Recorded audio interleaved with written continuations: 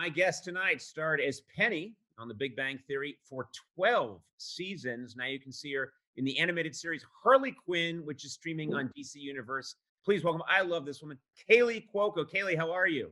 Conan, it's so good to see you. It's so good to see you. What are you wearing? Is that like a peasant blouse? What is that? Oh, this is a traditional 1800s nightgown that I have been living in since quarantine. Oh, you look like one of the Little Women. Yes, that's what I was going for. Finally, someone appreciates it. Oh, I appreciate it. Yeah. It's so funny. I was downstairs and I said, I have to go upstairs. And my wife said, why? And I said, I've got to go talk to Kaley Cuoco in her nightgown. That did not go over well. Did not go over well. Once you see the nightgown, you know it's not exactly a turn on of a nightgown. It's more of a repellent. my husband's like, that's what we're wearing these days. I'm like, yeah, bye. So wait, the thing about that is it's not like a nightie. That is a real, like Charles Dickens nightgown. That's what Scrooge wore when he went to bed and got visited by the ghosts. I walk downstairs with a little fire lamp at night and I hold this and I have a hat and I just really get into the character of that. So yeah, you nailed it on the head. Thank you. Do you now that also I would say the plus of that kind of nightwear is you can wear that out, right? Oh, yes. Yes. The only place I've worn it because I feel like I can get away with it is this grocery store called Air One. Have you ever been? Okay. Yeah. So you can wear anything at Air One and you're automatically cool. There are hipsters at Air One. So you can walk in that and there doesn't even have to be a pandemic. You can anytime. Oh no, I wasn't talking about I've been wearing this for years in the Air One, not just during the pandemic. Yeah. Sales of alcohol are through the roof. People are drinking more. Yes. What about you? Are you drinking more? I feel like all I've done for the past 6 weeks is eat, drink, and pick up dog shit. It's all I've done.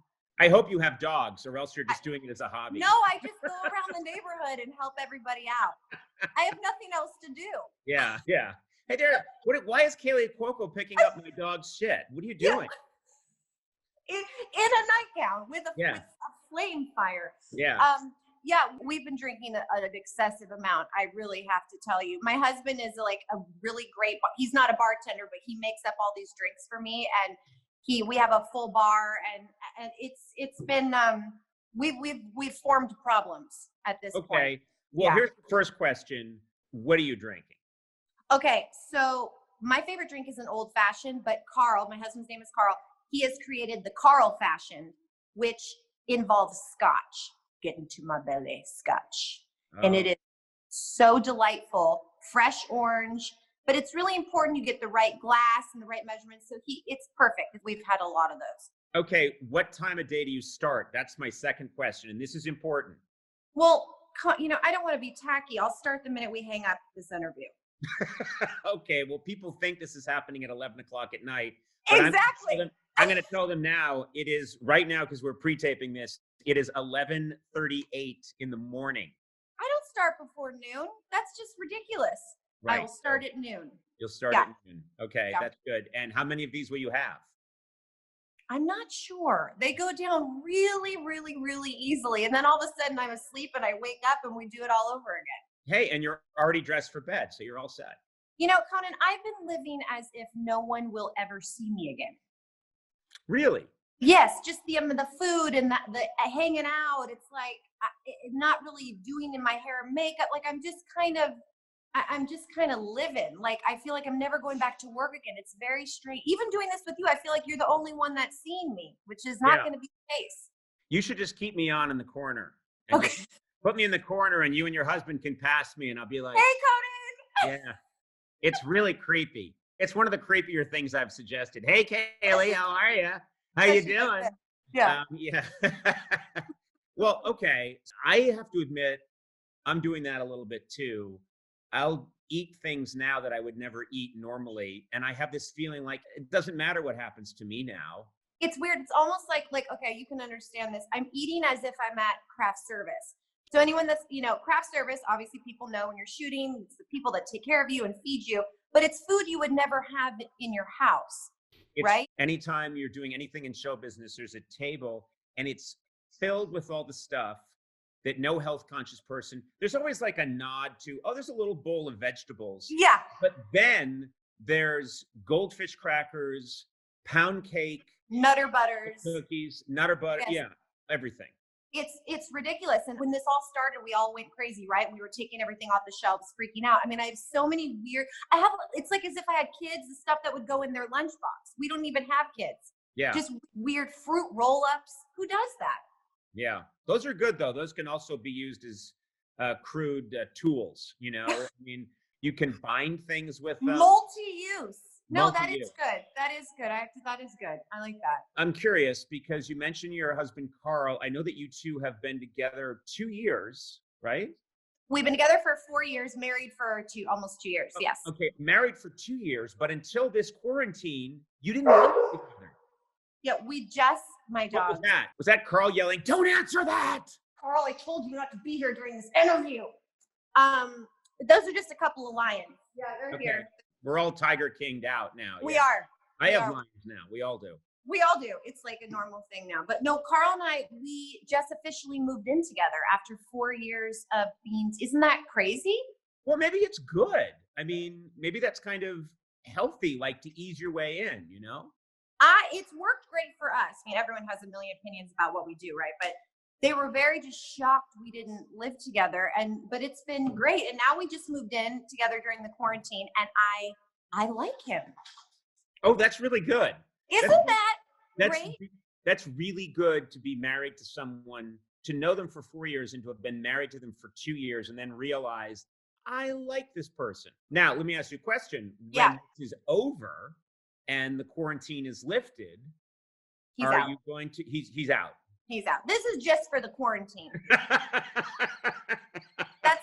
don't want to get the wrong impression here. This is just for right now. I'm going to tell my wife that. I'm going to tell my wife that that'll go over well. That this is, I was just talking to Kaley Cuoco in her nightgown, and you're out the minute the quarantine's over. And her husband's out, and you do the math. Yeah, bye. You know, I want to ask you something about your husband, because he sounds like a very cool guy.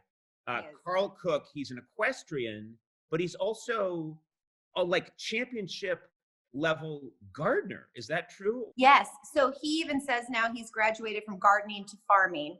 He's an amazing farmer. He grows all of our food. He actually, this is a very interesting fact about my very strange, adorable husband. He is an award-winning pumpkin grower. I'm just letting that silence hang right there. That's the end of the sentence. You know what the nice thing is? There's no audience, so I can just let. Horrible. It's horrible. No. I like it in this situation because he's an award-winning pumpkin grower. No, but you know what? I know something about pumpkin growing because my uncle, my dad's brother, was an award-winning pumpkin grower out in What? Sturbridge. Yes, and he grew pumpkins out in Sturbridge, Massachusetts, and he knew how to mate them. Mate the pumpkins. And you haven't lived till you've seen pumpkins get it on.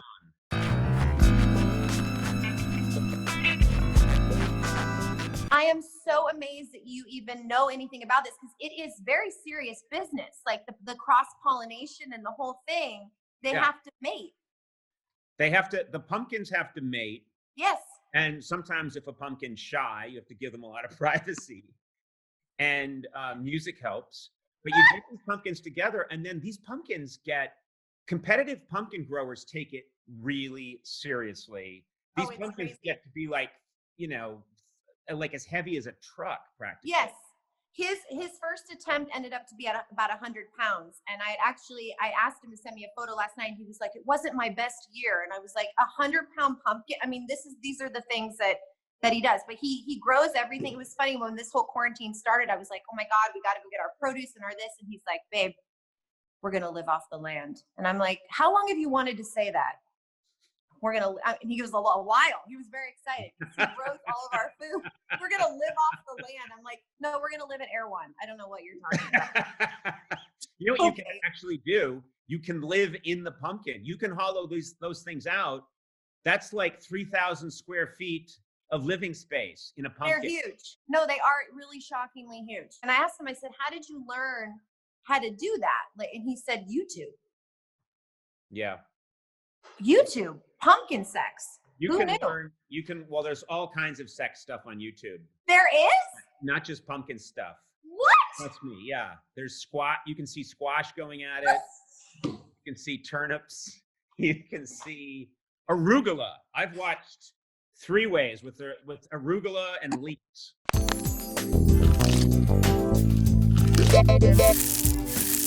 That's the kind of porn my husband's watching. It's the best porn. Vegetable. It's the best porn. Yeah. We're also watching a ton of TV being at home. So are you watching all new stuff? Or are you catching up on any old stuff? I love everything. I love new stuff. I love reality. But Carl and I started the first season of Cheers. Oh.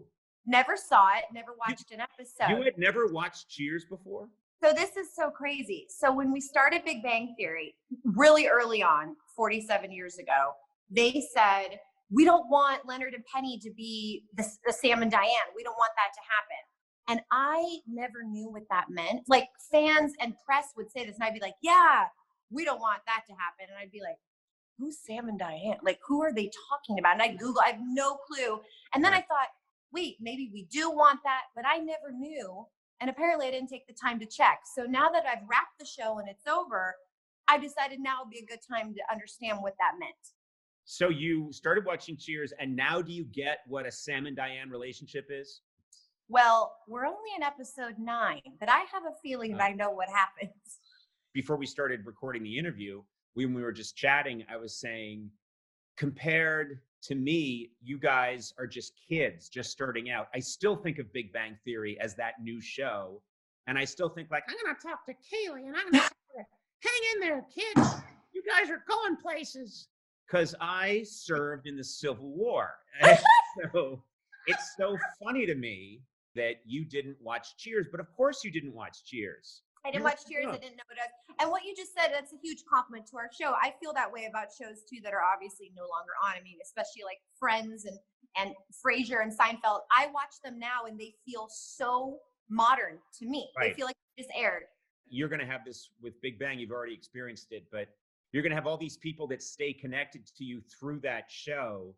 And you're going to be passing in an airport and see it on in the background and go like, I think I remember. PTSD. Yeah. I remember what happened in that episode, but I don't really know what happened. You know? It'll just depend on the hairstyle. I'll know by the hairstyle. Because your hairstyle changed so much episode to episode? So much. Yes. Every few months it was different. Like it was 12 years. So it was a lot of different hair, a lot of different jean sizes too, let me tell you. So I could tell by the clothes and the hair, and it's really interesting how that's how it connects for me.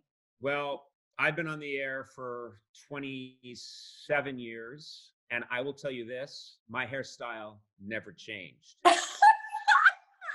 It started out looking like a French pastry, and it still looks like a French pastry. And so I can't tell. A French pastry? It does. It looks like a really delicious, like, there's cream in hair, there's everything. Conan, I have to ask you something. Yeah. I'm dying to get on the podcast. I'm sorry. I didn't know where this was going, but sorry. Sorry, really. And you know what? You too. Hey, I got a pumpkin grower on my hands, so I'm doing just fine. All right. Okay. I really want to get on your podcast. Let's do it. The podcast is just this, except I can't see you in the nightgown. So, which is a shame. But you'll have the visual now. Yeah, that's some hot visual. Don't get me wrong, you look great, but when I heard Kaley's going to be wearing a nightgown, I didn't expect this, did you? Neither did Carl. Carl keeps hoping for something else, but it's not happening. Hey, I want to ask you about Harley Quinn. Let's talk about Harley Quinn for a second. Yes. This is an animated series, and I love occasionally you just hear a dog object to one of my questions. It's like it's your publicist. We're not talking about Harley Quinn. Unlike being trapped in like a very narrow animated character, Harley Quinn as crazy as she is, she's very relatable. That's what I honestly love about the show. I mean, there'll be scenes where Harley is literally out slashing someone's throat while she's texting. Or she'll be like killing someone and she's like, I need a latte. Like it's very relatable and weirdly grounded. And I can't believe some of the stuff we're allowed to say. I don't even know if we're allowed, but we do it, and they've let us do it. So I hope we do another season. People seem to really like it. There's this rumored possible relationship between Harley Quinn and Poison Ivy, and I just want to say I'm all for that. Let me put it this way: Harley's gonna need some calamine lotion. Okay. So that was a funny joke. I just thought of that off the top of my head. The calamine? Poison Ivy, get it? Oh yeah. I'm writing that down. I've never found anything I've said in the last 10 years that amusing that I go, hold on. We need to take one break. I need to write that down. Thank you. So let me sure I get the word out on that. Season 2 of Harley Quinn is now streaming on DC Universe. Yes. And new episodes are available every Friday.